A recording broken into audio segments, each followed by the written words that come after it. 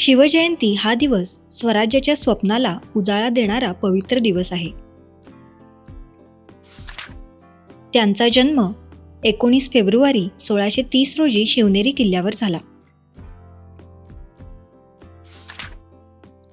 अवघ्या 16व्या वर्षी त्यांनी स्वराज्य स्थापनेची शपथ घेतली.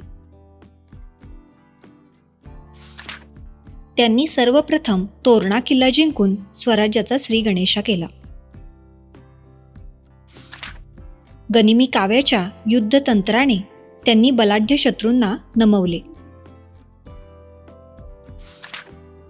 प्रतापगडावर अफजलखानाचा पराभव करून त्यांनी आपले सामर्थ्य दाखवले. शिवाजी महाराजांनी अष्टप्रधान मंडळ स्थापन करून सुयोग्य प्रशासन केले.